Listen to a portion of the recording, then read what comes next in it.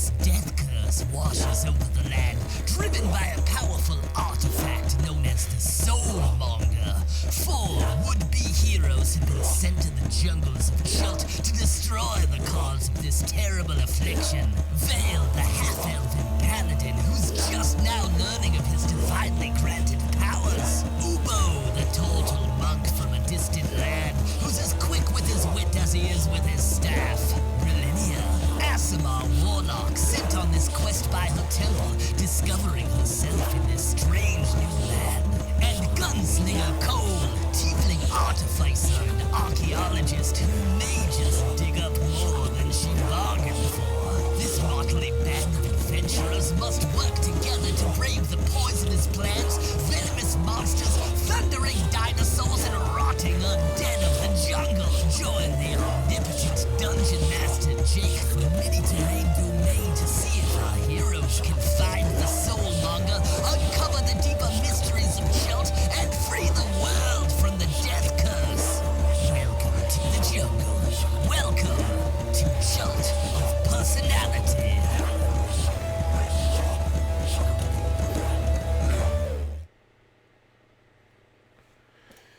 Hey internets, it's Jake, and this is MT D&D's Chult of Personality, our Tomb of Annihilation D&D 5th edition campaign.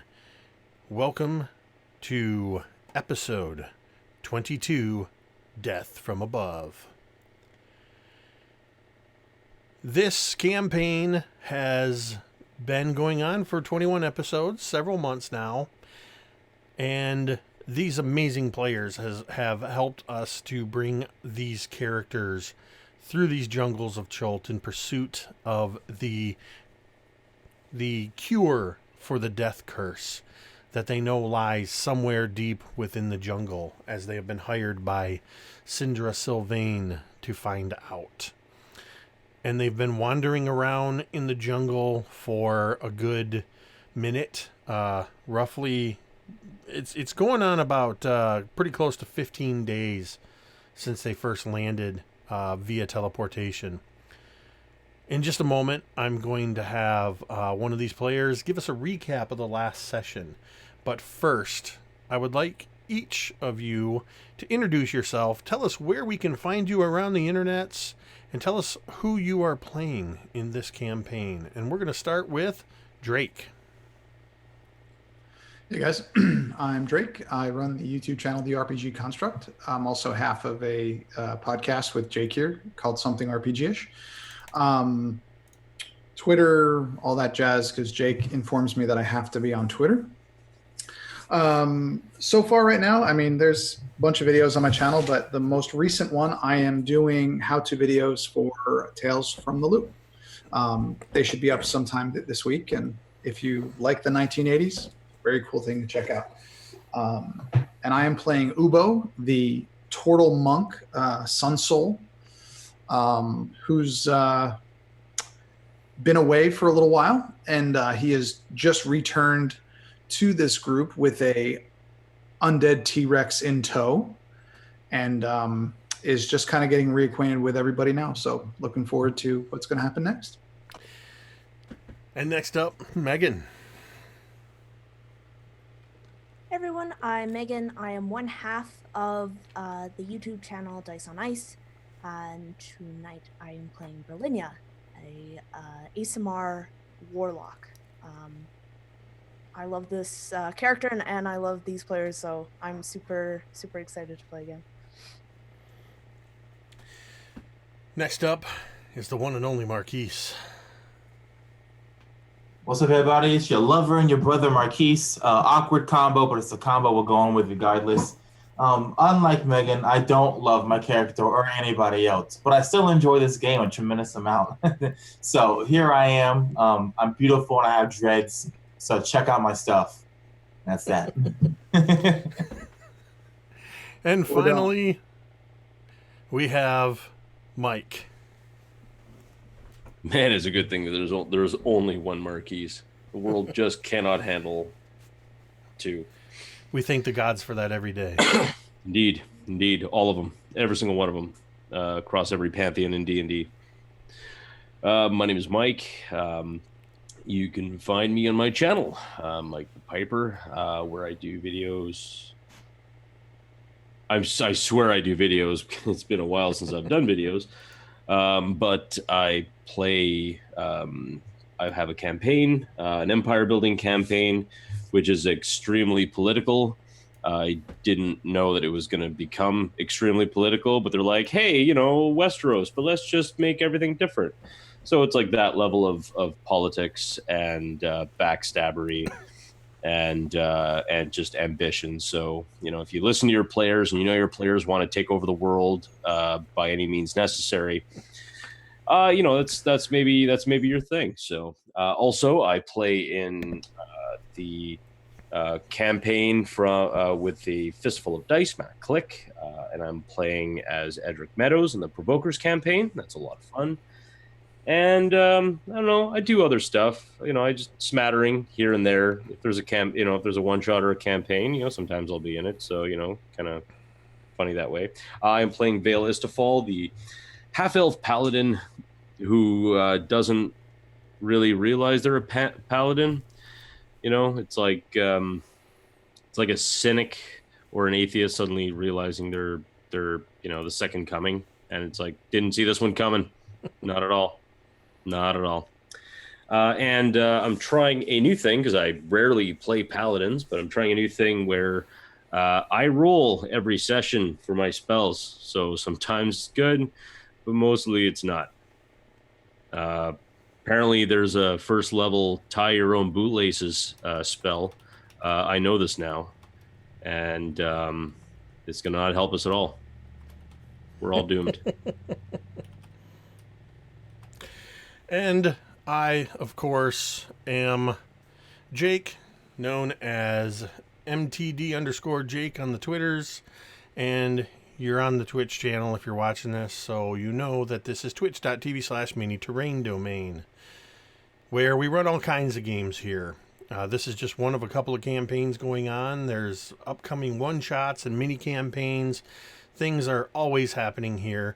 And I do want to plug, if you're watching live, I will be appearing at 5 p.m. Eastern this Thursday, which is the 28th of June, on the Greyhawk channel on Twitch, under the DM Wiles of Wise Papa Grant, Grant Ellis. He's in the midst of 10 days of charity streaming a variety of systems and helping to raise money for a really good cause. So be sure to follow me on Twitter. I'm going to start promoting my segment. I believe they're over $1,200 raised. I'm sorry, I can't remember the exact name of the charity, but if you follow at Wise Papa Grant on Twitter, you can find that out for yourself. So I'll be on there for a D&D one shot. I think we're doing a classic dungeon crawl too.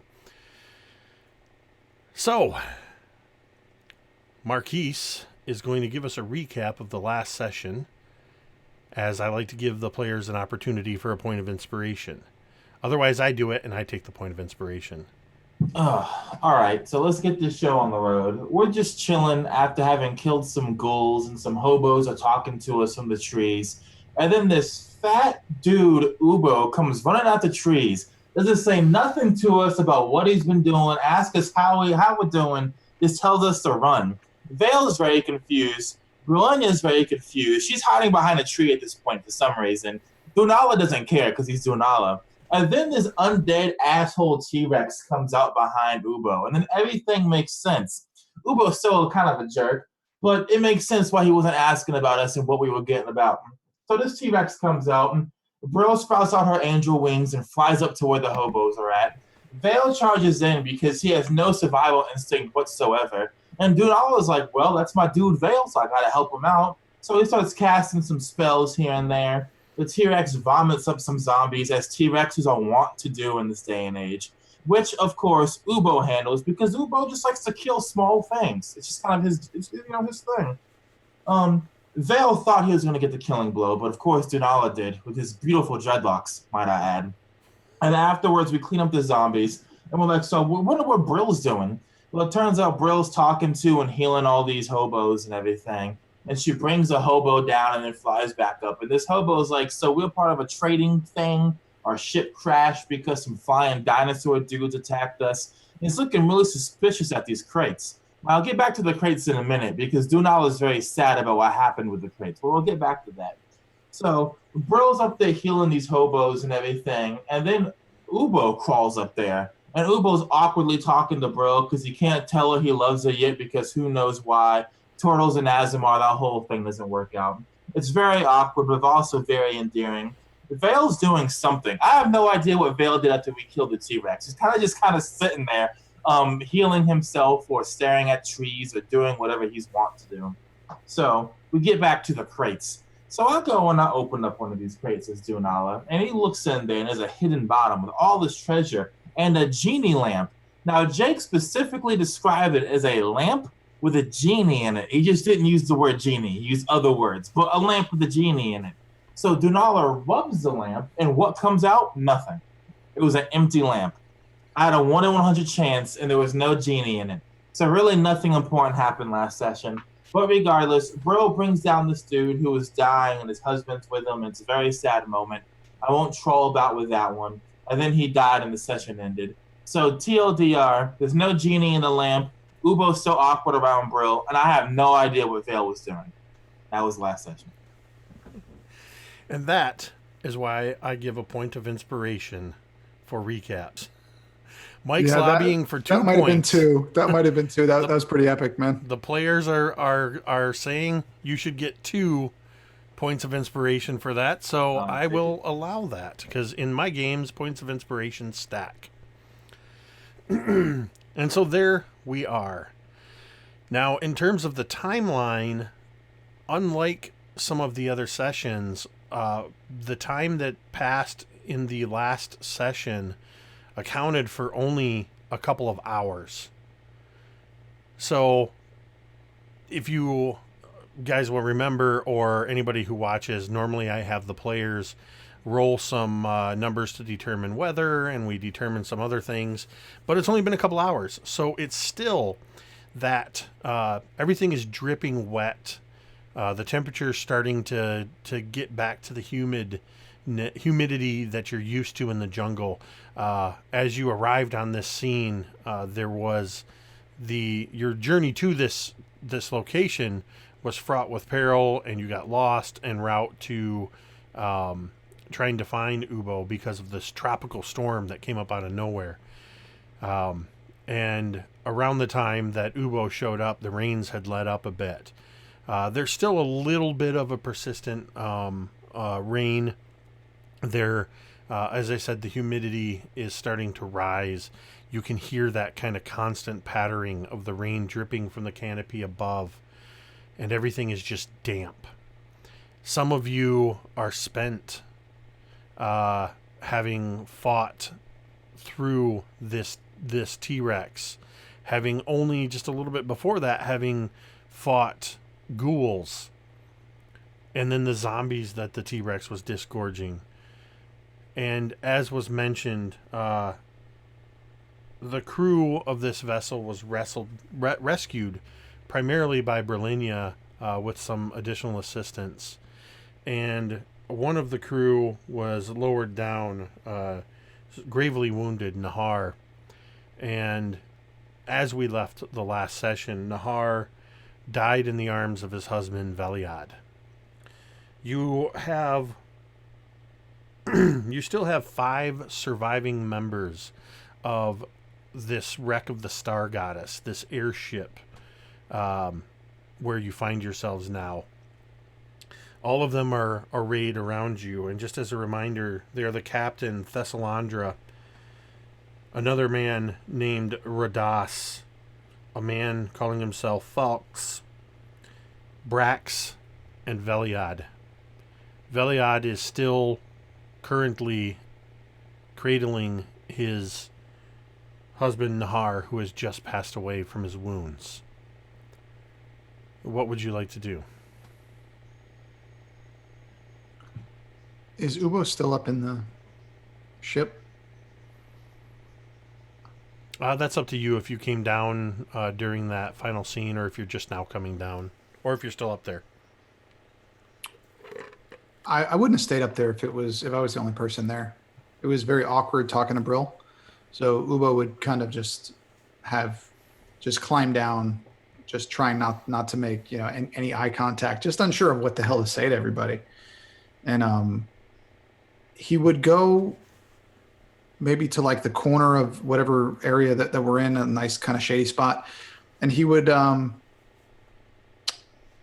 start digging a hole, just like we did for Cole. He wouldn't say anything, but he would just start digging because we need a grave, and he would feel that that's the only way that he could be helpful right now.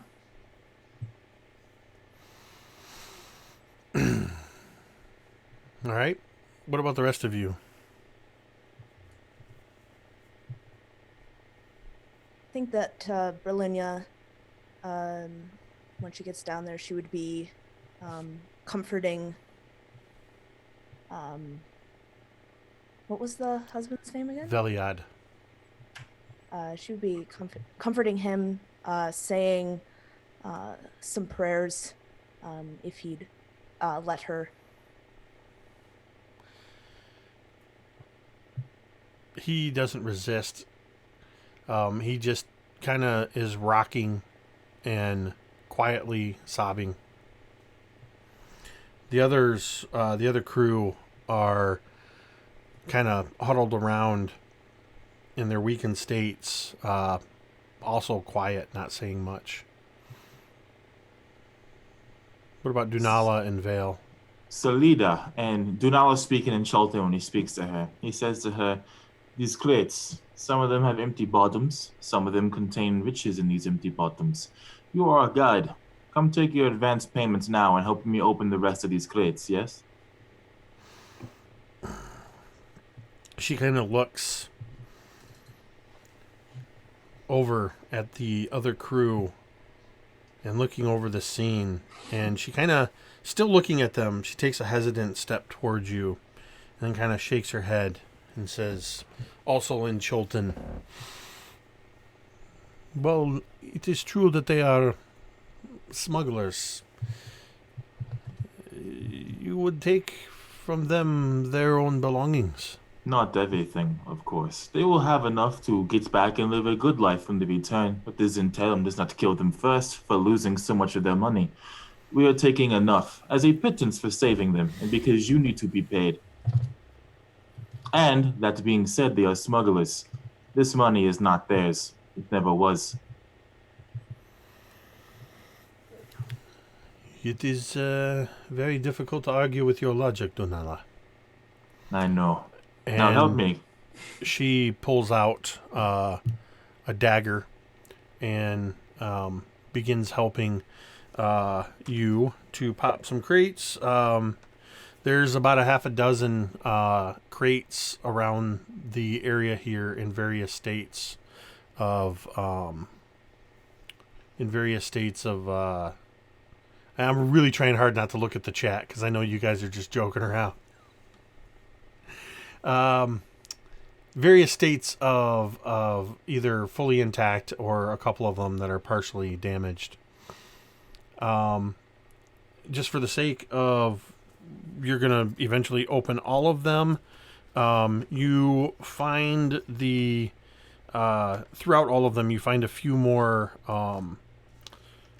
items that appear to be similar to the lamp. Items from distant lands, decorative, very ornate, worth quite a bit. You basically find amongst the 6 crates, you find 6 items that look to have significant value. How many would you take? I'm taking 4 of these items. One of them is so 4 items for Dunala, and I'll spread it around the party. 1 item for Solita, that's the 5th one, and the 6th item will be left for the smugglers. This is in addition to the lamp. Did you leave the lamp or keep the lamp for yourself? I kept the lamp. The lamp is definitely mine. All right. The lamp is worth 250 gold pieces. All right. And the remaining pieces, each of the pieces that you've taken, are all estimated to be approximately 200 gold each. All right. So you've kept for yourself the equivalent of about 800 Trophy. gold. Well, Yeah. 1050 Yeah. with the lamp. And then you give Salida the equivalent of 200 gold. All right. And she acknowledges this as advanced payment for the rest of her services, because she also recognizes this is above what she would get for a long time for five gold a day that she was getting for you. Up until today, she'd managed to make about maybe 75 gold pieces off you guys or less.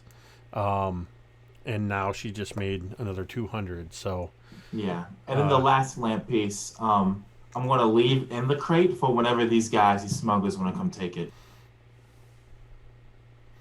And finally, what about you, Vale?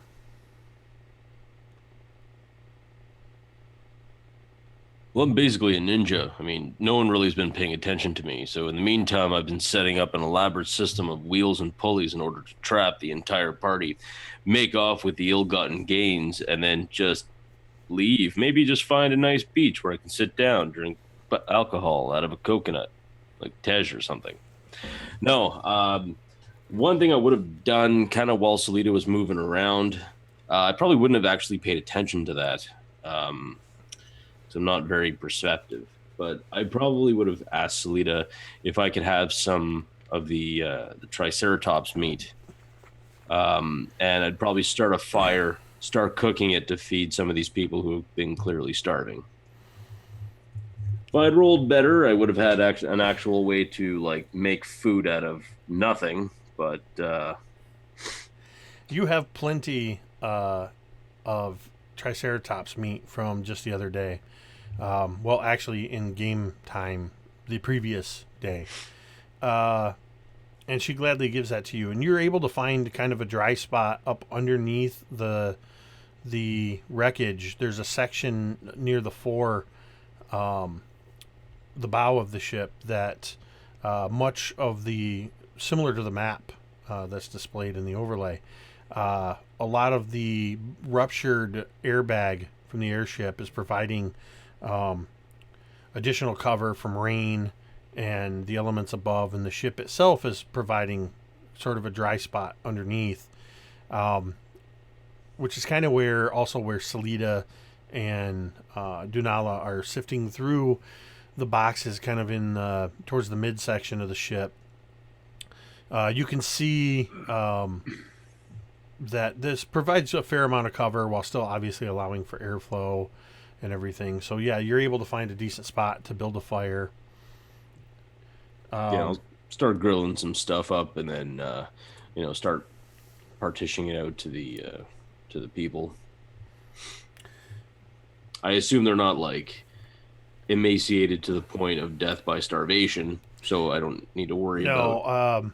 I basically mentioned in the last session that mechanically they have the equivalent of 4 levels of exhaustion. They are tired. They are haggard looking, and they are hungry, but not starving. But they do thank you. A couple of them don't even say anything. They just eagerly accept the food from you and begin eating. The captain, despite her condition, Thessalandra, she actually waits for the rest of her crew to eat.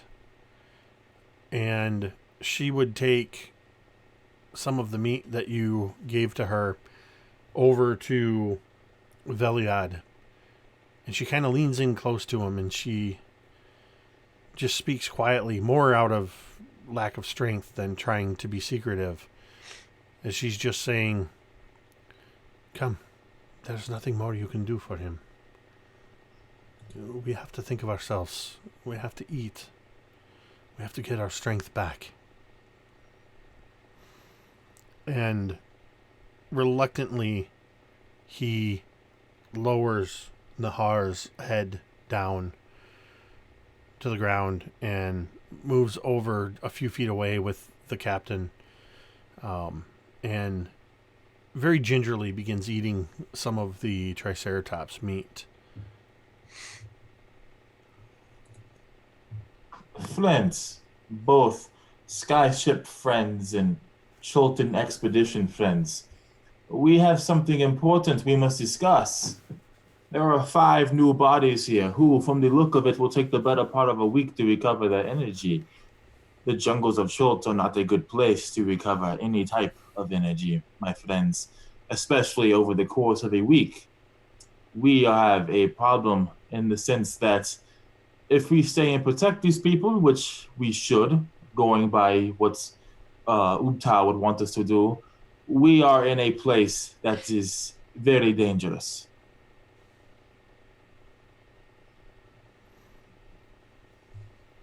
What do you suggest then? Donala has no suggestions right now. He has not thought that far ahead, but it is something that we need to be chewing on, as you Northerners like to speak on. Well, I mean, the only thing I can think of is we send them back with the big man over there. If you're referring to Vaughn, correct? Mm-hmm. That is an almost good idea, but in their state, Vaughn cannot protect them if something besets them. Look how tired they are, how weak they are. One goblin, could kill them all, Vaughn or no Vaughn. Imagine a tribe of goblins with no leader, or the Grung going around, or the Vegepygmies, or a Kamadan, such as your own. You would hear Ubo when you said that. Ubo would turn and he would say, "There's no goblins left. You don't have to worry about them." That is good. That is one threat taken out. That just leaves the undead, the thunder lizards, the Vega pygmies, the grungs, the kamadans, the jakuli, and a lot of other things that will probably kill 5 tired souls before they make it back to Port Mianzaru. You're very good at describing the problems. But wait a minute. I have an idea. We give them the folding boat. Let them go on the merry way, at least back up to Fort Belwari, and that should be the nearest place from us if they take the river up. You would actually remember that the river flows toward Port Nyanzaru. You were traveling upstream when you were traveling, and it does travel back to, and I'll actually flip over for a moment. Oh, that cloud effect. So you guys are actually, if you look on the map here where Camp Vengeance is, you're about roughly 2 squares above the middle, above the G, 2 hexes, not squares, above the G in Vengeance. So you know it's a couple days east to the river, and then another couple days on the river with favorable currents.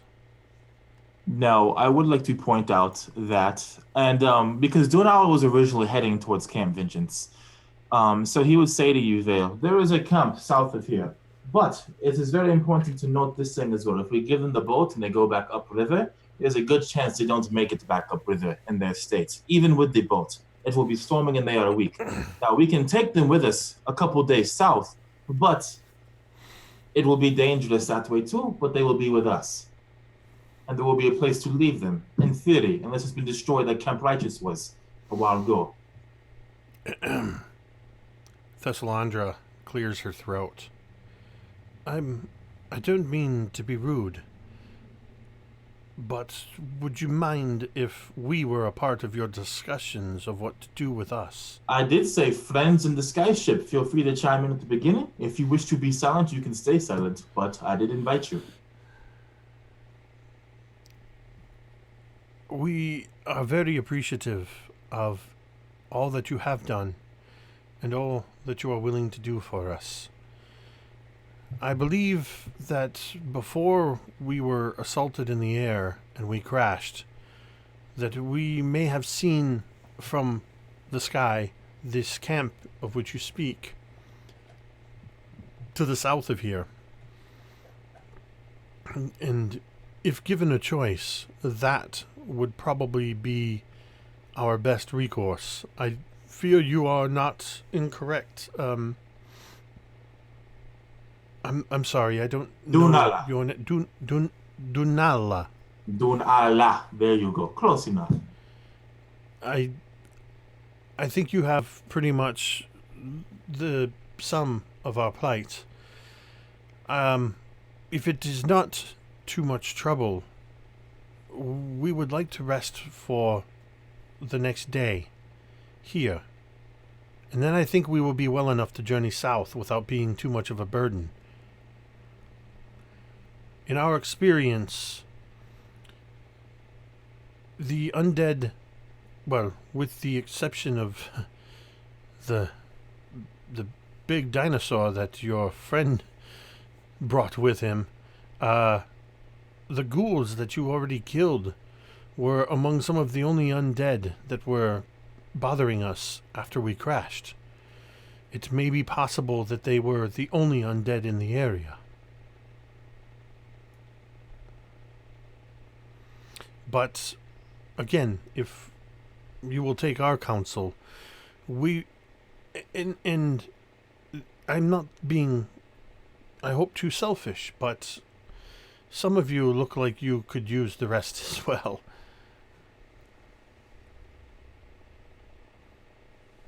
Jake, how long would it take me to dig this hole?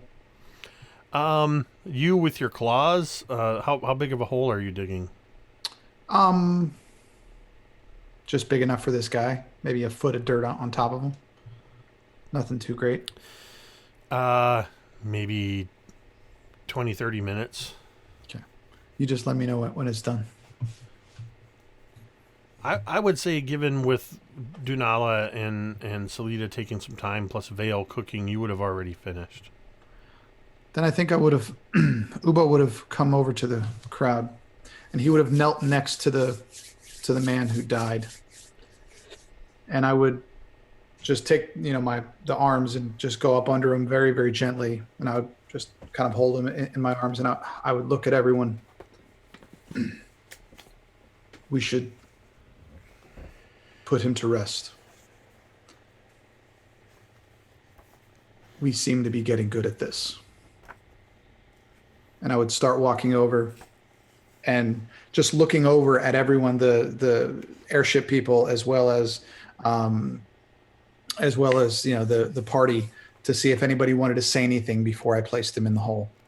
Dunala looks to Vale, and he says to you, Vale, you are Umtal's herald. You should see that his soul is taken carefully into the jungle. You bastard.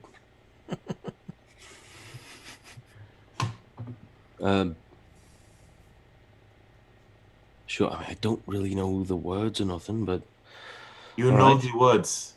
And Dunala, he does that thing like an old sage, grabs you by your cheeks, and he looks you in the eye, and he's like, you know the words. You know them well. And he lets go. I don't know if I do that. When you speak the words. Therefore, you know them. All right. Yes. But wait, though.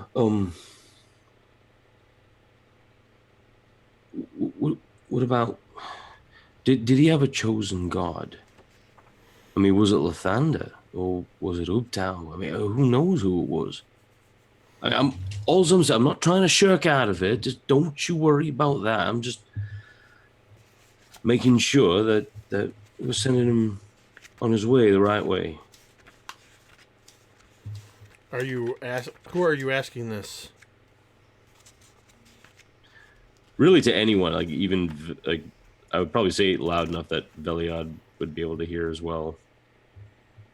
As Ubo hears that as he's walking over the grave, he would turn around and said, I don't think he's going to care which prayer it is, but whatever seems appropriate in this place. And he would be kneeling now holding him over his grave. He's not very heavy, just looking towards you guys, waiting. Veliad just mutters, just barely audible.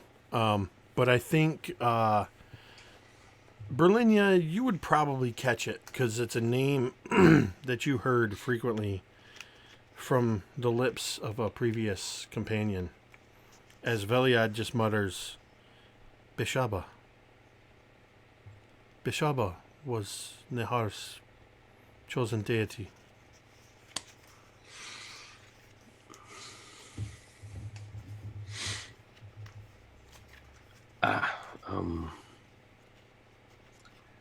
We lost a friend of ours as well. Bishaba was her god.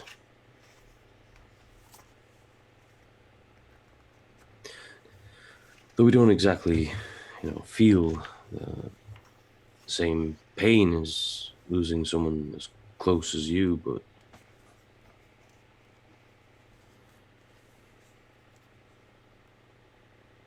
well, I will try my best to do what I can to send him on his way.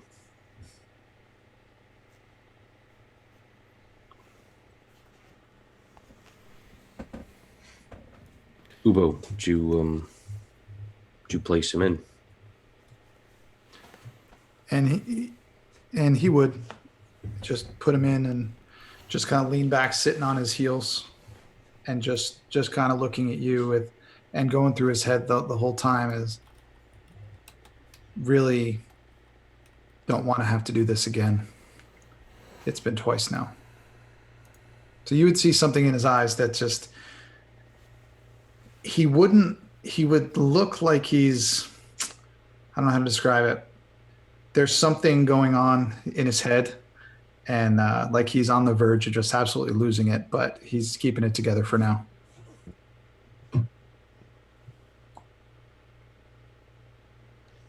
And Thessalandra, Radas, Falx, Brax have joined Veliad as they begin to form a circle around this improvised grave. And they kind of look at you expectantly, Vale.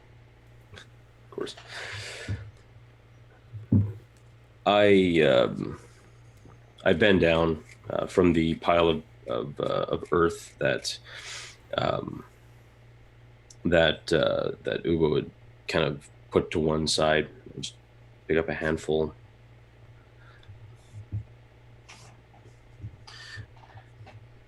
They say that there is no law in this jungle. They say that is survival of the fittest. But as one thing moves on from this world, another thing is given life. As the small bird falls, the snake is fed and may feed its children. And as we all gather here to mourn this passing, know that the soul does not take away. His heart does not take away from us and does not make us feel empty. Know that he fills the place that he is at rest, at peace. Know that his body now becomes part of Ubtau's land. It's verdant green and all manner of creatures who live here. Know that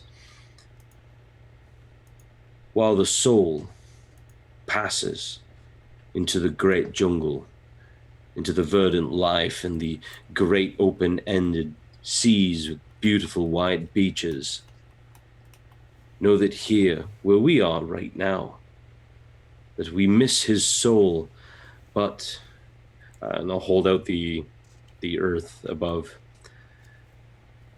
that his body will help sustain this great land. And I'll kind of open my hand and let the dirt fall.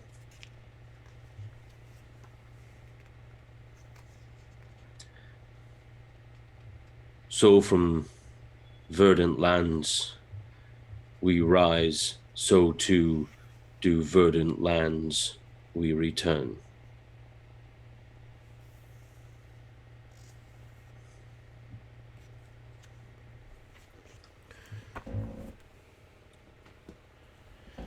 Sensing that you have finished your words, Thessalandra follows your follows what you did, reaches down and grabs a handful of earth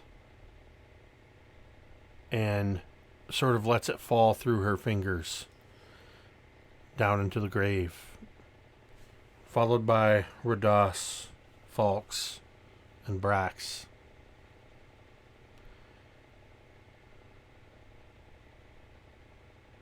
Veliad is still standing there, staring down into the grave. Dunala, Brilinya, Ubo, do you do anything? Ala is still underneath that bag. That's like our shelter. He hasn't approached within more than 30 feet of his grave at funeral, and he's just simply watching it from afar, arms crossed, silent.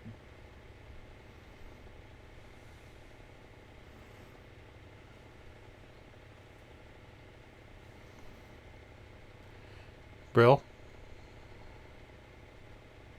Brilinya is standing silently by the grave, and just kind of tears are just rolling down her cheeks as she just stares at the grave, and you can see that in her hand is Cole's journal, just kind of gripped tightly in her hand.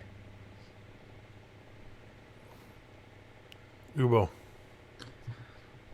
When everyone has done their piece with the dirt, Ubo would just kind of just take his big claws and just push everything on there. Just before you, as you kneel to do this, sorry, you feel a hand on your wrist. Veliad is crouching next to you. He looks at you with red-rimmed eyes, tears almost dried up, the last few tears streaming down his face. He doesn't say anything, but he just moves.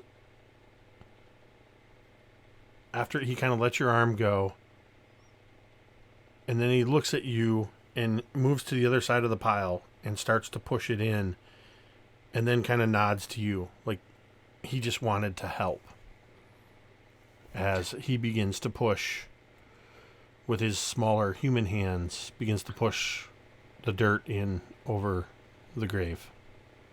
And I would do as much as I could, but making sure to leave him an ample amount to push him. I would allow him to kind of pat it down and make sure everything is good. And anybody who is close would hear Ubo kind of mutter to himself, "This is the last one of these I'm going to dig."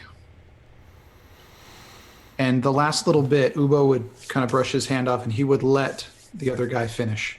He would stand up, just kind of look at him for a moment, give him a nod, and walk back to where Dunala was, letting him say his final goodbyes by himself. Once the last of the dirt is in place over the grave, Veliad sits near where Nahar's head is in the grave. And he just sits there. Vale, as you have concluded the words you were asked to say with no preparation. First of all, Mike, take a point of inspiration, because that was phenomenal. And second, you feel a sense that, though it's still almost foreign to you, you recognize it, having felt the presence of Ubtao on more than one occasion now. You just sense that general warmth and light that seems to accompany his presence.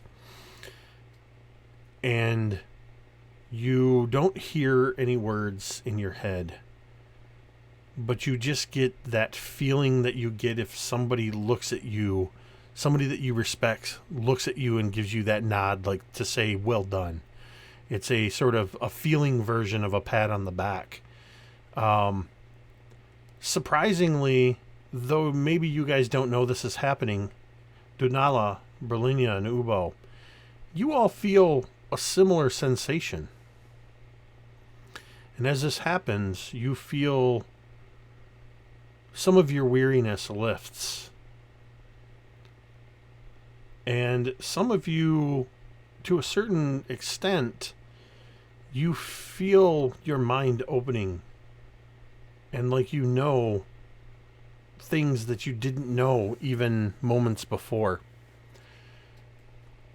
As mechanically the players have already done this, but you have gained your level. You're still weary from the last couple days of journey and fighting. And by this point, it's into the afternoon. There's still a fire crackling. There's still plenty of Triceratops meat. And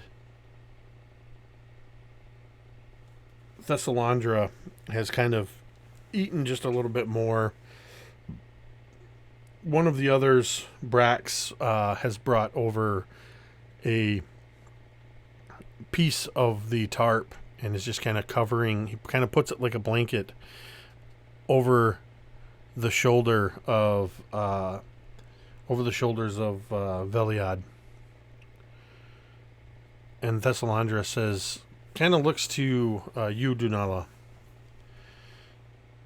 Would you be in agreement for us to stay until morning at least?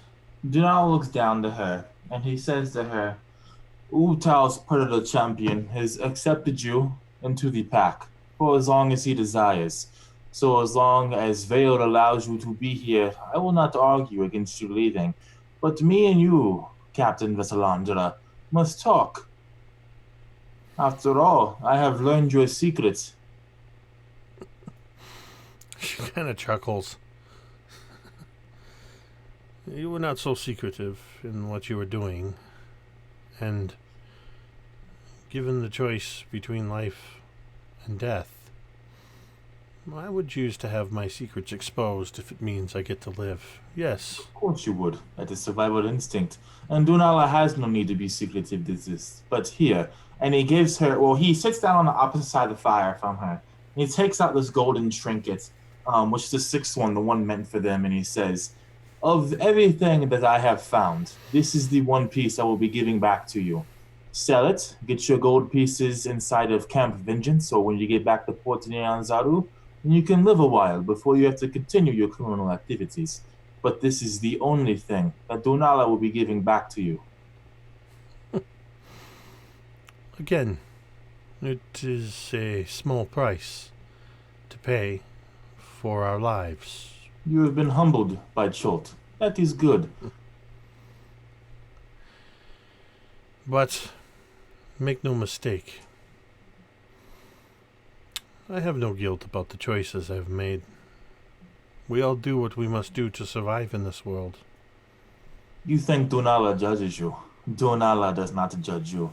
Dunala knows what it means to sell one's soul, to do something, to live, to put food on the table, to be able to wear nice clothes and see new places. Dunala does not judge you for what you have done. Dunala merely tells you to these things because Dunala knows your type, and Dunala knows when he sees a snake, and Dunala is ever wary, even if the snake is nice and gentle, like Ubo, who is actually a turtle and not a snake, but that is neither here nor there for the purpose of this analogy.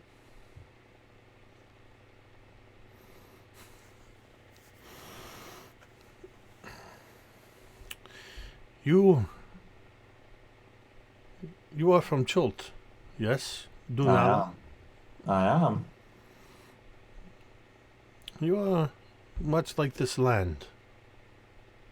A very mysterious and unique individual. Dunala appreciates your compliments. And then he's going to throw the trinket over the fire so that she can catch it.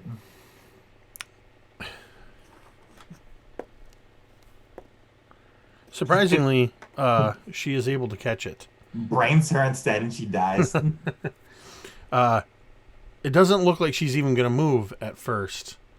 And then her hand darts out and she grabs it before it hits the ground. And she just kind of holds it in her lap. Are Ubo, Brilinya, Vale, are you all kind of in the same general area around the fire? Yeah. She looks to you first, Ubo. And she nods at you and she says, "It was a good thing that you did, digging the grave for Nehar. Though Veliad cannot express it now, I am sure he is very appreciative of what you have done." Ubo would just nod. To you, nodding to you, Brilinya, you risked your own life and the life of your friends to rescue us. For this, we are ever grateful. Do not let Nahar's death be a stain on your own heart. You did all that you could do, which was well above and beyond what you needed to do. And you, Vale, it is clear that this god Ubtao has chosen you to be his vessel, to be his conduit in this world. It would seem that he has chosen wisely. Many thanks to you as well. Were it not for all of you, I think maybe another day or two, and we would have perished. Another set of victims to this land. Now, if you will forgive me. And she kind of looks around at the others. Veliad, sitting cross-legged in front of the grave, his head bowed. You can kind of see that it's not just bowed in reverence. He seems to have succumbed to the weariness and has fallen asleep sitting. The others, Radas, Falks, and Brax, are leaning against crates. Faldas is just curled up in a ball on the ground. Thessalandra kind of shifts where she is and just leans back on an elbow, and she says, "I must rest." And she lays back to sleep. Salida walks up to you. She's kind of been just off on the side, watching, remaining quiet. She's kind of chewing on her lip. She just says, "I think that I think that she may be right. That perhaps these were the only undead in the region, but I think that while we rest here, we should all maintain our vigilance, and we should have at least one of us awake at all times, as we have been doing, to keep watch. Ubtal's gift to Vale, the Commandant. It will be very useful, yes, for watching over us and helping us do these patrols for the camp. I don't doubt it. And perhaps that thing as well, as she indicates Vorn.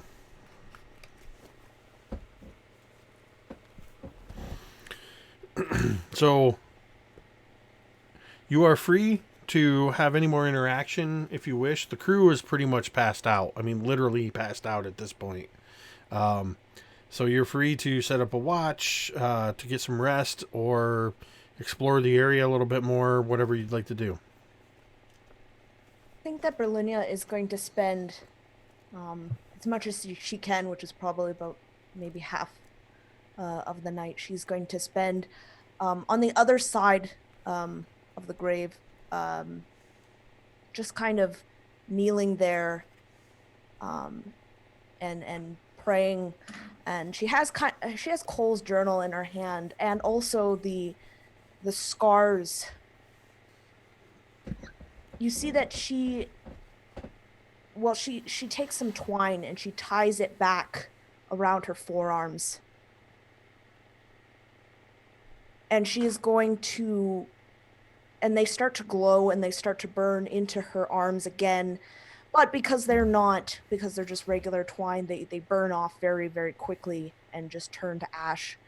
And I think she's just going to keep doing that and keep this kind of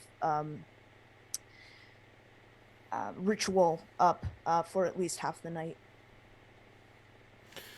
Just to clarify, it's only about early afternoon right now.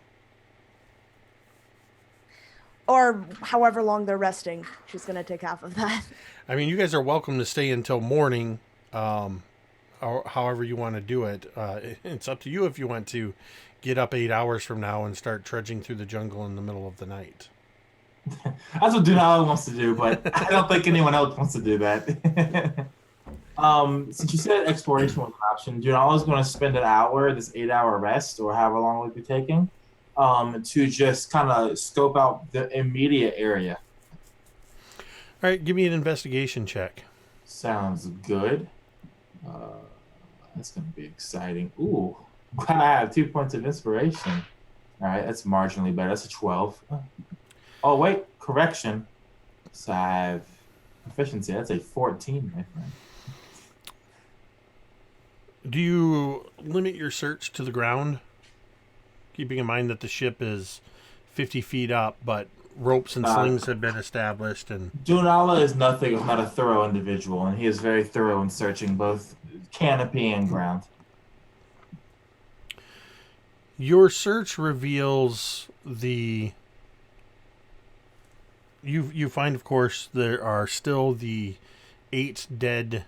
the ones that didn't get disintegrated by radiant spells and smites and such. The remains of the 8 dead ghouls that were here when you first got here. There is, of course, the several dead zombies and zombie bits and the giant T-Rex. But, of course, you didn't need investigation for any of that. You do find several footprints, tracks in the area that seem to indicate that this group of undead was milling around here for days. The area underneath the ship in particular was trampled quite well. You don't really notice any other kind of tracks that seem to indicate this is sort of a throughway for animals or undead. Perhaps the undead that were here were scaring away the animals. When you get up into the ship, you find the remains of the stores that they had, many of which had broken open and were spoiled by the weather. Once some of these barrels had been opened, to the humid air and the elements of the jungle. It did not take long for them to spoil. And in one part of the ship, the stern section, you do find 2 more crates, one of which is partially demolished. And the other one is intact. I assume you're going to crack that one open as well. Yes. You find another it's basically a golden, what looks like a golden plate, but it's in 3 pieces that fit together like puzzle pieces. About 10 inches in diameter when fully put together. Dunala will put the 3 individual pieces into his sack, and once he's done exploring everything, he's going to make a hammock shelter about 60 feet away from the rest of the camp. So not underneath the wreckage? No, not underneath the wreckage. He's going to basically using a bunch of like twigs and branches and whatnot to have like something above the hammock, and he's going to shape water to make everything dry and then sleep on the hammock underneath. Okay. So how's everybody else setting up for their resting? I think Ubo would have actually seen Brill go over to the grave. Ubo would go the other direction, and he would plop down right next to Vale, loudly with kind of a "Ugh." And he would, in the most obvious, ridiculous way that Ubo does, he would say, "So, when did she learn to fly?" Yeah, don't know. I'm just trying to think. Because the last time I was with you, she couldn't fly, and then she had wings, and, you know, the dinosaur, and what did I miss? Well, not much really. I mean, Lathander came down from the heavens, inhabited the large mechanized creature, and blessed her as the second coming, and just created this awe-inspiring, powerful individual. I mean, she, and then she flew up and she jump kicked a dragon in the face, and then she stole its skin, fashioned itself into armor, and yeah, no, you didn't miss much really. Oh, and I got me a pet, and I'll just kind of, because imagine the Camadon is right beside me. This is, actually, I don't know its name yet. I haven't asked it. But this is me, Camadon. 3 sessions and you still haven't named the Camadon. Hey, I haven't talked to it yet. I'm going to ask it its name, not just going to name it. So she became an angel. No, she always was one, right? I mean, she's Azamar. Okay. You got a pet, and now you're some holy man of Ubtao. Well, no, I mean that's more Dunala just saying that, like, I'm like this great big thing, but I mean I'm just me. I mean, I'm not. But he's a great big thing. Dunala's I'm away for a minute. I'm away for a minute, and just all these delusions of grandeur. What's going on? All right, easy there, Han Solo. No, it's just no delusions of grandeur. I mean, we just just some stuff happened. Hey, we were coming to rescue you, and we got lost. And then stuff happened, and then we found this place, and then you came running out, and you had, Fluffy, the undead Tyrannosaurus with you. Well, in my defense, I didn't know you were here. I was just trying to get away from the Fluffy. Right, so what happened with that? What, you just followed the goblins right back to camp, and then it was there just eating all the goblins? Hearing that, you would see Ubo's expression change, and he would say, they're just gone. Right. So what? I mean, you chase those goblins back to camp, and then there was nothing. The goblins are gone. And when I came to find you, I ran into that thing, and I wasn't going to be able to do anything on my own, so I ran. Well, I don't blame you. I mean, you see the size of that thing. But see, now wait. So wait, when you went to the camp, when you say they were gone, was there like bits of gobbo everywhere and lots of blood and organs and squishy bits that belong inside goblins all splayed out in the outside? Ubo would just glare at you. I said they were gone. No, see, I get that, but like, do they all just pick up and say, "Oh, I would very much like to see Waterdeep for a summer. Let's go up there." Like, that's what I'm saying. Do they all just pick up and fuck off? Like, are they just like, are they assembling a war band? Are they going to attack? Do we need to get up and go? We don't need to worry about them anymore. And he would just nod. Who's this? Has this Dunala? I remember him briefly, but has he proved helpful? He's proven helpful, but he's hiding something. I mean, we're all hiding something, but are we? Well, sure. In some fashion or another, except for me. I don't need to hide nothing from no one. With that, Ubo would notice what Brill is doing, watching the twine kind of singe off and have her retie it and singe off. And he would say, as a holy person thing, do you know what she's doing? Because I'm getting the feeling she doesn't want to talk to me. Well, she probably does want to talk to you, but, in a sense, you just don't feel like you're ready to talk to her yet. I don't know why that is. Ubo would just give you a glance in a just very confused way and just, yeah, that's what it is. Okay. Well, it is. You see, if you were ready to talk to her, you just go up and talk to her. And she's not going to kick you out of the whole fucking jungle, say, you, right there, you go right back up to where you started from, all right up to Baldur's Gate, okay, we'll have none of you in Chult. She's not going to say that. Just go in, sit down beside her, and have a talk. Just chat with her. With that, Ubo would just kind of put his hands behind his head and just kind of lean back.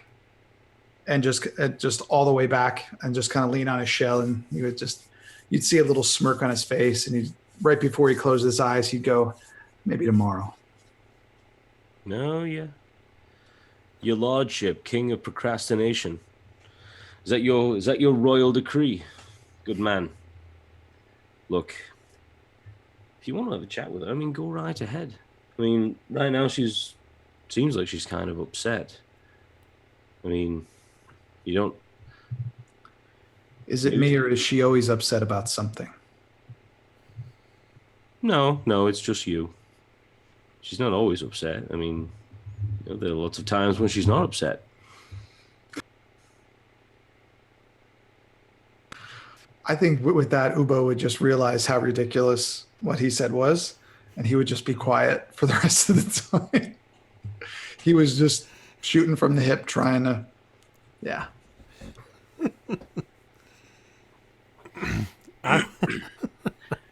And at that, I'm going to stand up and I'm just going to take a little meander around with Commandant in tow.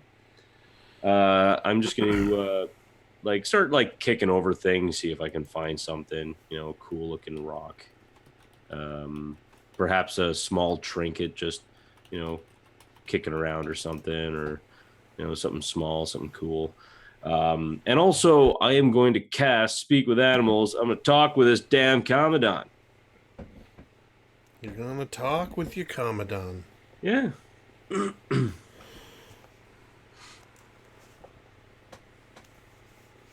What's interesting is I'm very much looking forward to the voice you're going to be giving for this animal, and I think secretly part of us are all kind of eagerly awaiting this, like kind of like a. I was hoping it would just be like a normal Jake voice, like the Commandant is literally just Jake's self-insert into the game.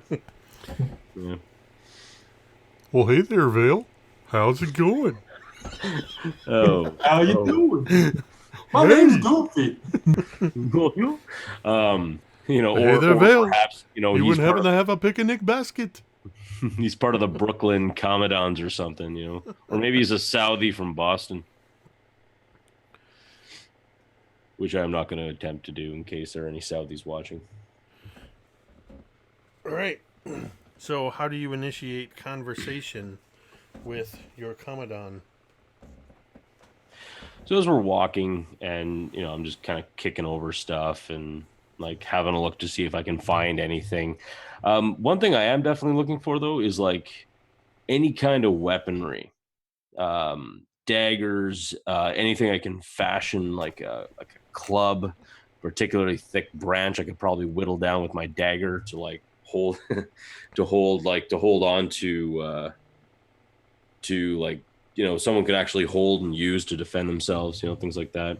And I'll kind of look over at the Commandant while I'm walking and say, so, how you doing? I mean, you doing all right? I know this is probably a bit of a shock to your system. You're probably just hunting around in the jungle, going on your merry way, and all of a sudden, boom, you know, Ubtao, right? As you speak, first of all, give me an investigation check for what you're looking for. As you're Jake's looking around stalling. for stuff. Jake is stalling. Yep. You're stalling? I could see it, but you need a thicker mustache. We've all been playing long enough together that you all should be able to recognize when I stall. Jake is like, by the way, roll initiative real quick. I have this fast combat before we continue. It's a 17. You do manage to find a couple of you find a scimitar that the handle is broken on. The weapons are kind of rusty looking. Looks like they may have belonged to the crew and just been cast about in the wreckage. You find a dagger that is pretty much just a basic dagger, but it seems to be intact. It landed blade into the earth. And you're easily able to find something that you could fashion into a club if that's what you wish. You can find some tree branches, and there's quite a few broken from the wreckage as well. And when you cast this spell and you speak to the Commandant, as soon as you kind of speak to it through the spell, the Commandant actually stops. And it does that thing where animals are kind of like... Oh my gosh, like husky puppies. And they're so cute because they just keep going like this. And it's like, aw. Are you speaking to me? It's speaking All right, to us. I'll take it. It's speaking to us. As you hear two voices, one that seems to come from the Commandant itself, and a sort of unified voice that comes from the 6 snakes coming from its shoulders. Yeah, I'm talking to you. It is about time. Yeah, well, keep in mind, we've all been a little busy. You know, fighting stuff. Lots of stuff. Anyway, one thing I was curious about, I mean, some folk around here are asking what your name is, but I told them I didn't know your name until I asked you first, and, well, you know. It wants to know our name. What is our name? What is our name? I don't know, but I think the dungeon master has to stop fucking stalling. It is a curious thing that until Ubtao awakened us, we did not have a name. I will consult with Ubtao, and I would like you to roll a D100. So we're going to roll for name, huh? All right. Let's see what's going on here. I rolled a 56. Janet Jackson. Ubtao has Rainbow told me, Thunder Pudding. Ubtao has told me that our name is Moyolehuani. Did I say 56? Maybe I said... Hang on a second. We're just going to have to write that down phonetically. It's in the chat. Oh, perfect. Thank you. Just for those wondering, I had you roll in the Xanathar's Guide to Everything, one of the name charts, and I chose to have you roll on the Mesoamerican female. I knew it. I knew Marquise would pick up on that. When you said it, I was like, okay, that's definitely Mesoamerican because of some of the sounds in it. I'm so happy. I want this comment. I gotta kill Vale for this Commodon now. Whoa. And Jesus. She says it again. Moyo Lehuani. Moyo Lehuani. The snakes seem to echo. All right. Well, we'll call you Moy for short. So, well, at least now that's good, because now I can at least introduce you to everyone. And see, isn't that nicer when you get to, like, choose your own name? Well, okay, you get Ubtao to, choose your name. But, hey, not everyone is named by a god. I mean, I was named by a woodcutter and a druid. How's that for strange coupling, yeah? I can empathize with strange couplings as the snake heads seem to kind of caress along its shoulders of its jaguar body. That's perfectly fair, because, I mean, I'm trying to figure out your biology, and it's just doing me head in. Like case in point, right? I mean, so you're part reptile and you're part mammalian. But, like, do you come from eggs like a platypus or something? Or do you just, it's just like you just pop out? I mean, or do your snakes molt? Like, and is that a thing? And then you get like bits of snake skin like stuck in your fur. You gotta scratch it out or something. When I left my corporeal body behind, when Ubtao enchanted me and endeared me to your service, I left behind all that I was. I am now of Ubtao. I do not think those physical manifestations matter anymore. And it just kind of, as it says this, you see this kind of ripple of almost like a white, like a hologram or something would, just kind of like revealing its celestial nature. It just kind of shimmers across its body. But you do still get hungry, right? Because I want to make sure that you're well taken care of and well fed. I mean, you're really quite nice, in a large predatory cat sort of way. But you seem like a friendly fella. So I mean, I just want to make sure, do you like dinosaur meat? Do you not like dinosaur meat? And we could try and find you something else. Do you prefer to eat Batiri Goblin? I mean, hopefully not one of us, because we would taste terrible. There was a time when my jaws would have relished to taste your flesh, but I have left that part behind. I do not need to eat, but I will rend the flesh of your enemies, for your enemies are my enemies. Your enemies are our enemies. Well, that's a very disturbing echo. All right, great. Well, You know, hey, well, that's good. You know, and I'm glad you're on my side, and you know, I'm glad we've got this good thing going. You know,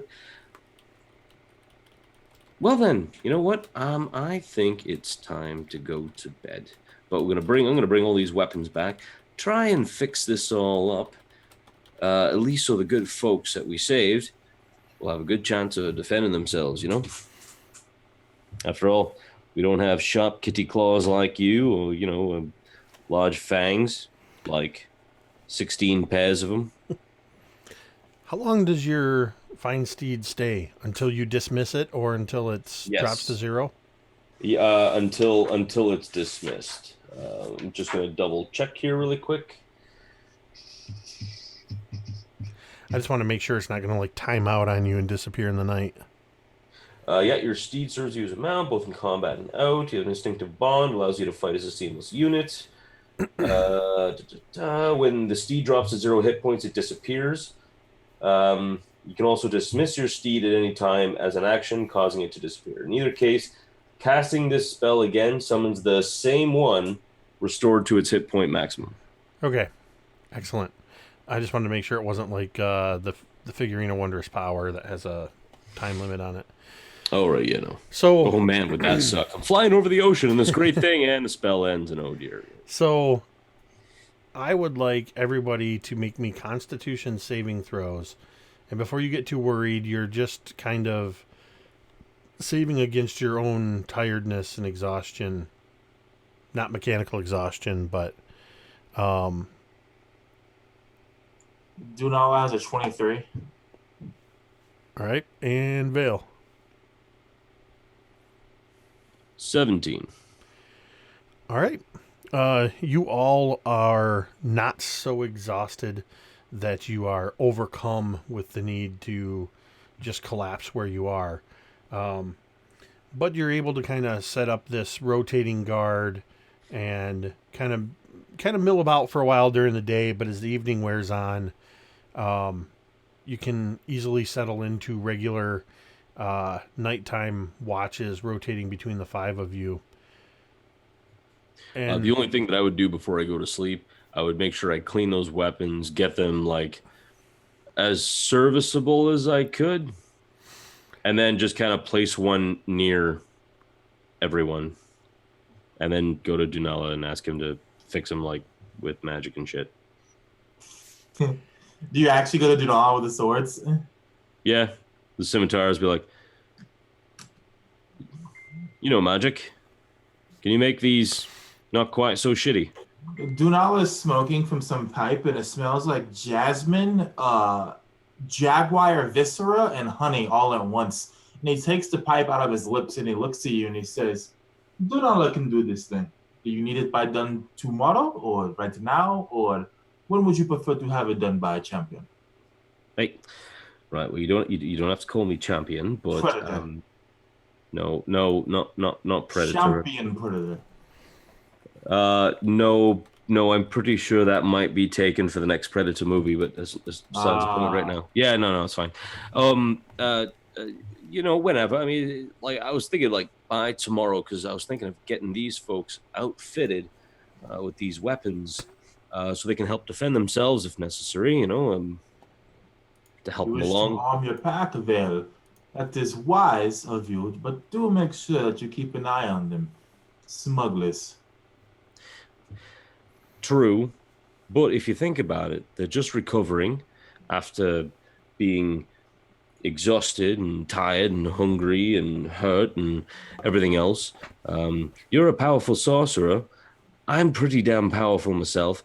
Both of them are pretty damn powerful, and I've got a massive jaguar the size of an horse with 7 large snakes sticking out of its shoulders. I think we're good. Yes. It Plus has they been don't have more armor. than 24 hours since Dunala last heard your death threats. But you reminded me.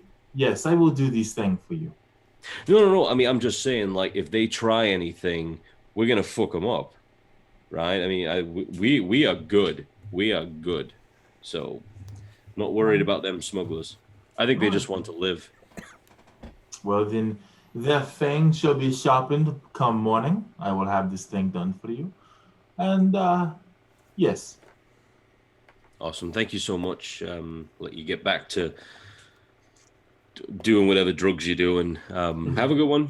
Dunala serves. Apparently.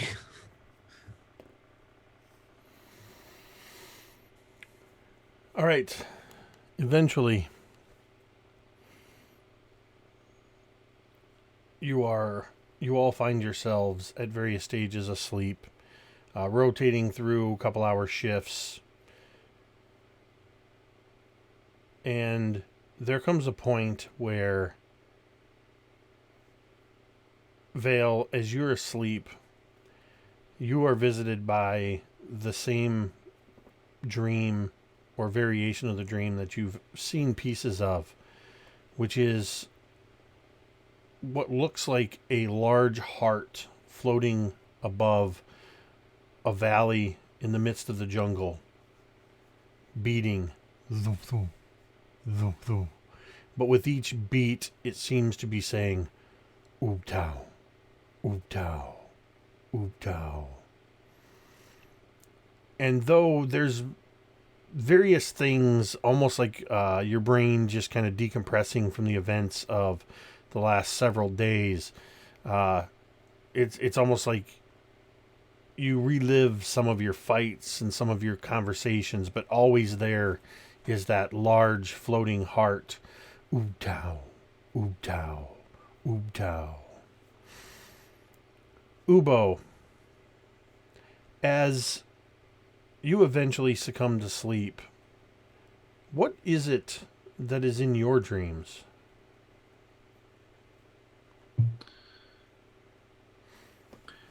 Uba would be remembering all the goblins climbing kind of on him as he's holding his arms out, and they're like swinging from him, and how much fun and how much he liked being in that position of such authority, such power.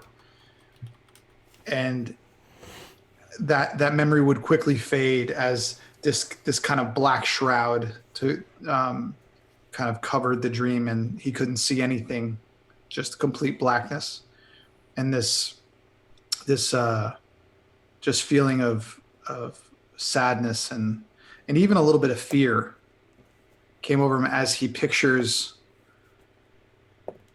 Brill and Vale very, very faintly on the ground in front of him. Something he doesn't know what happened, but they were both killed somehow.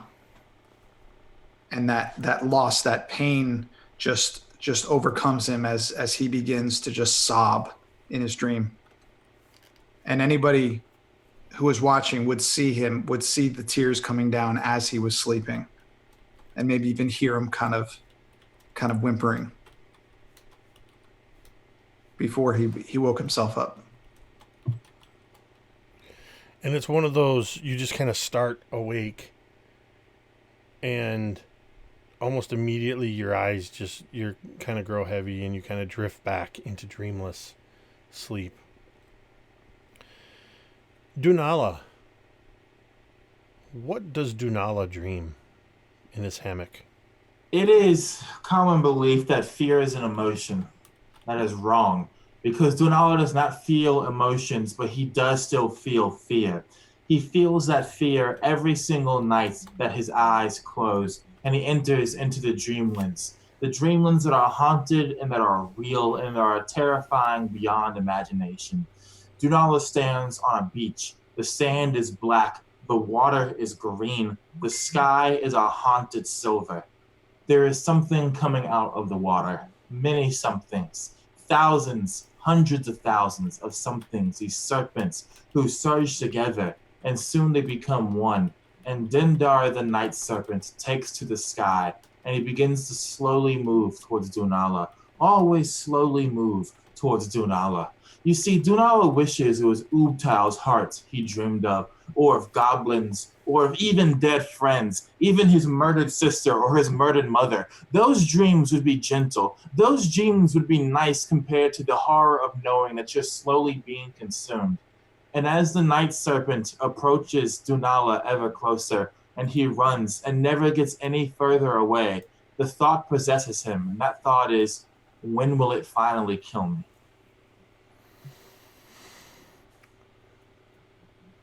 Brilinya, as you have been off and on performing this ritual with the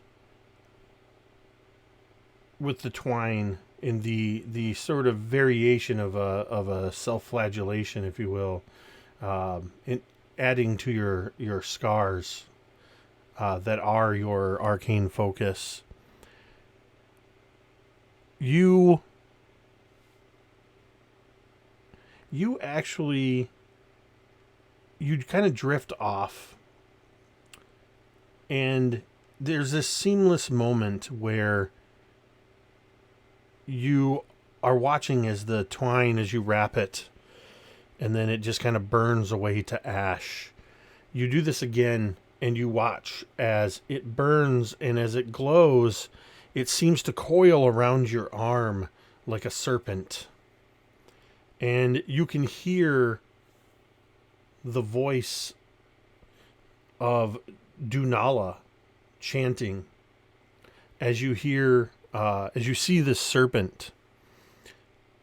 And the serpent seems to rise from your wrist, glowing larger and larger, and seems to coil and wrap itself around through the wreckage of the ship, illuminating all around you. You see the scene as you know it. You see the corpse of the undead T-Rex. You see the sleeping forms of the rest of your party. And you hear Dunala chanting. And you hear Dunala say the words, Dendar. And then in the glow, you see a figure walking towards you from across the other side of the wreckage, underneath the ship. And the shadows from this lighted serpent are cast about. And the figure that you see striding towards you is Cole, Gunslinger Cole.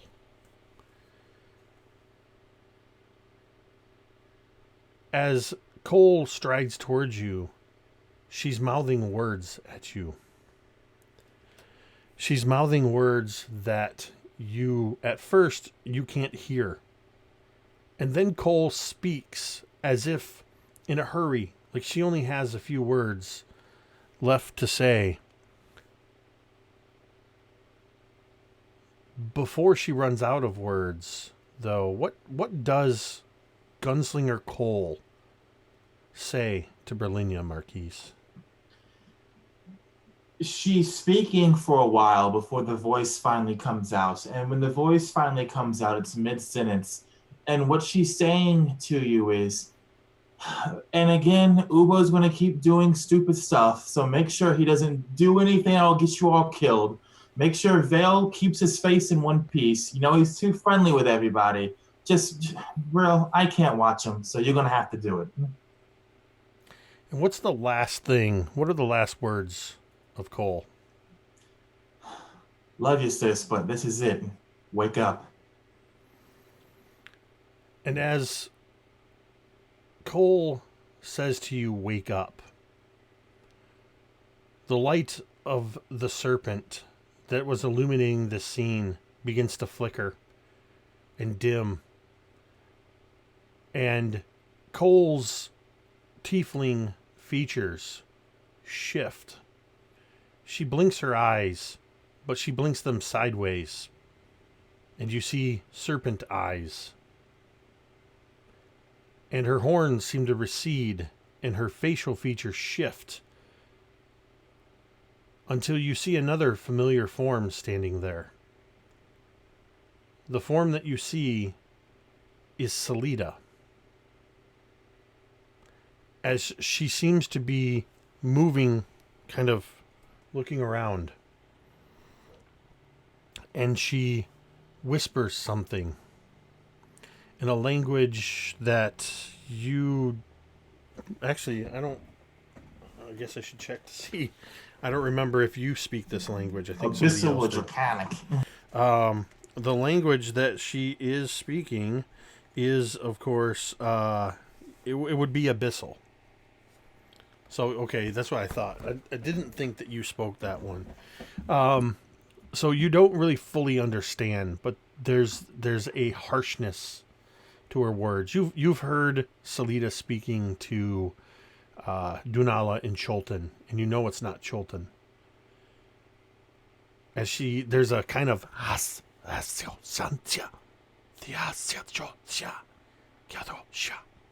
and then you hear from around you, and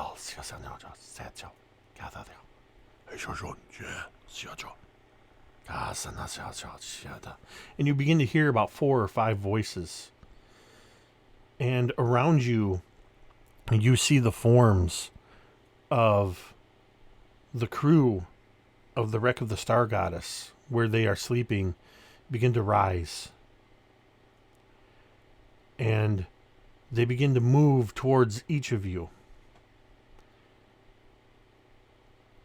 And you see in the last flickering, glinting light of the serpent up above, as they pull blades,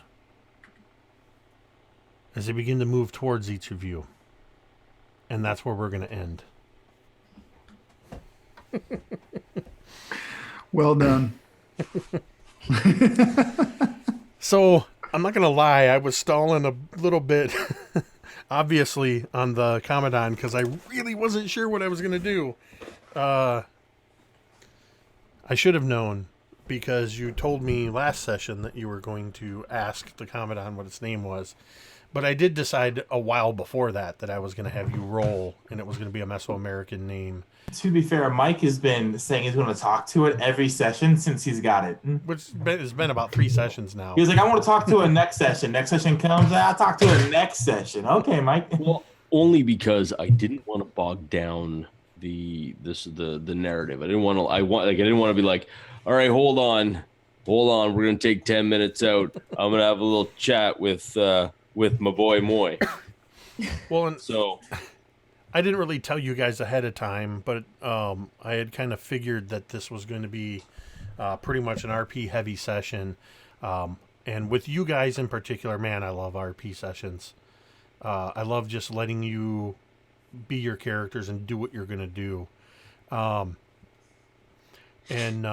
Yeah, I didn't even know until the snakes spoke that they were going to have voices too. But that's the cool thing about improving certain aspects. Did you know you're going to have a Wanty crew thrown at us and make Marquise impossibly happy because of it? With his lust for Wanty? I will say that much of the events that happened and the cliffhanger that has happened was kind of... as much as one can plan for such things was planned for. But there are, it was a lot of it was dependent on choices that you guys made. I guess speaking in Wanty when I was casting spells was not the best.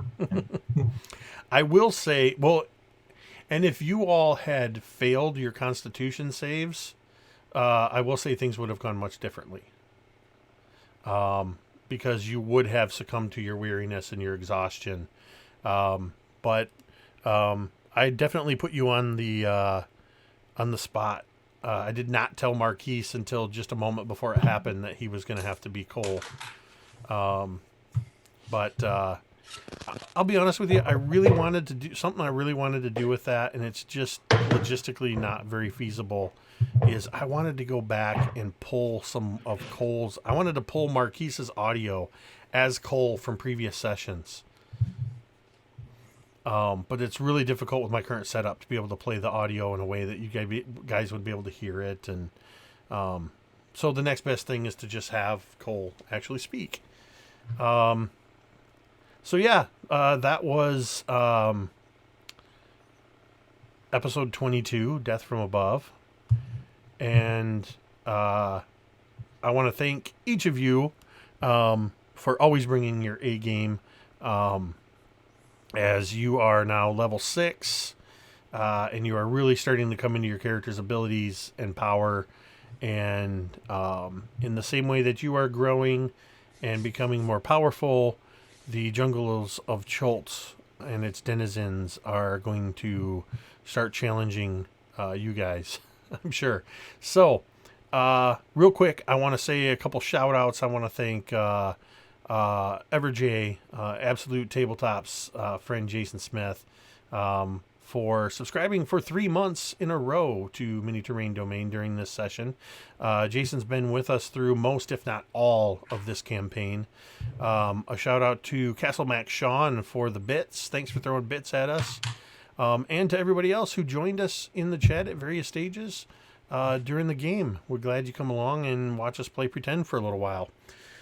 So, final words from each of you. We'll go around the horn, and you can tell us where we can find you, what you might have coming up, things like that. But just know this, that I always look forward to playing these games because of the 4 of you. This has just been an amazing campaign, and it's because of you guys. So, with that, thank you, Mike. Tell us where we can find you.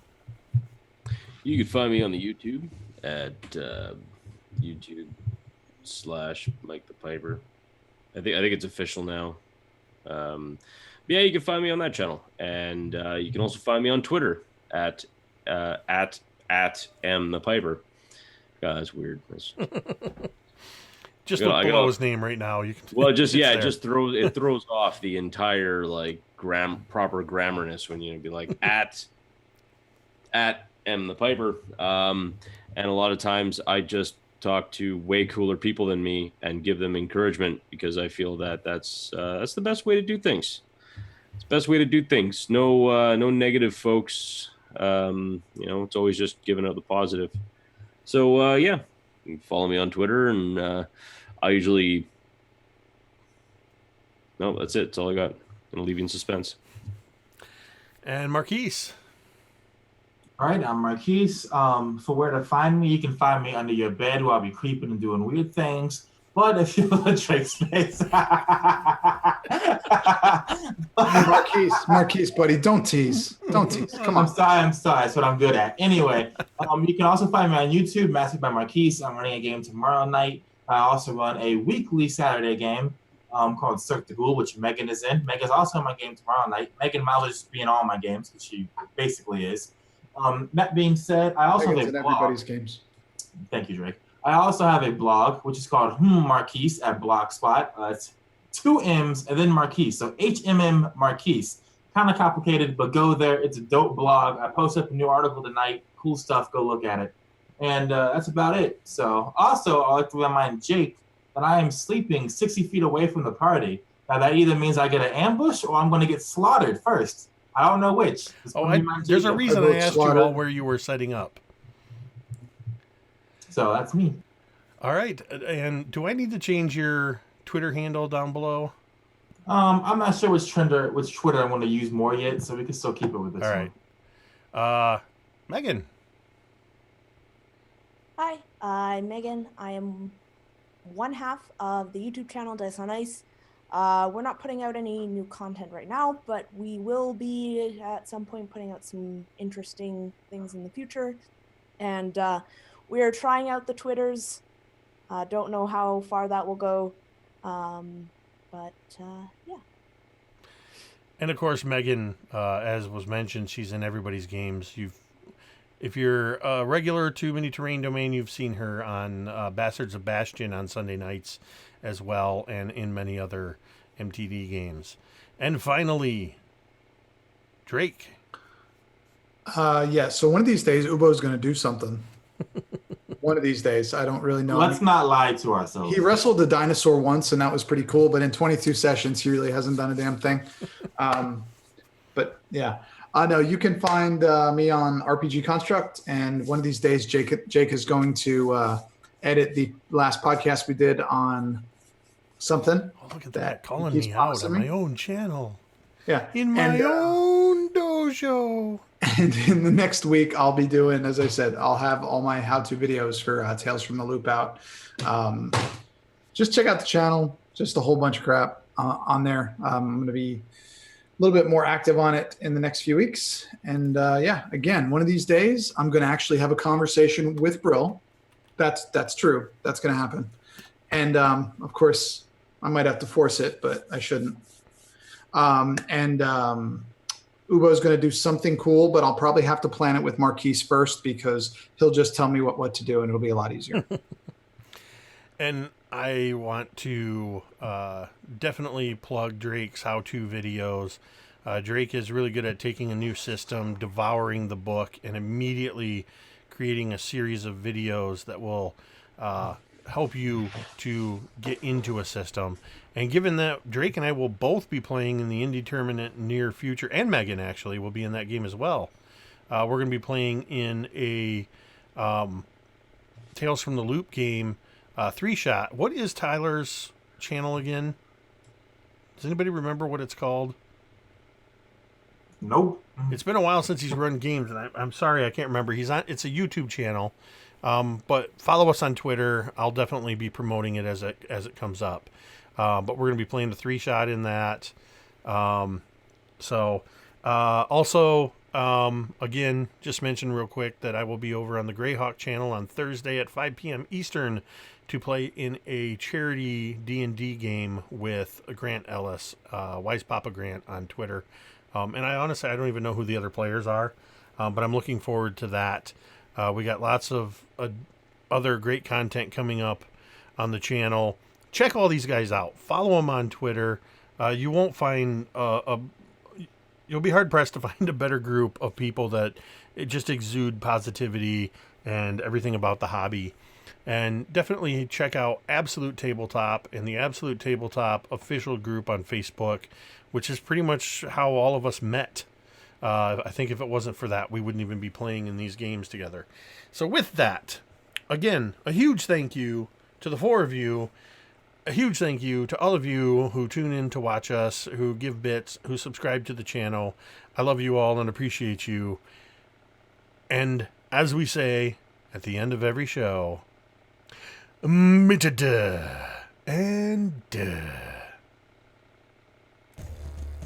Drake Smith.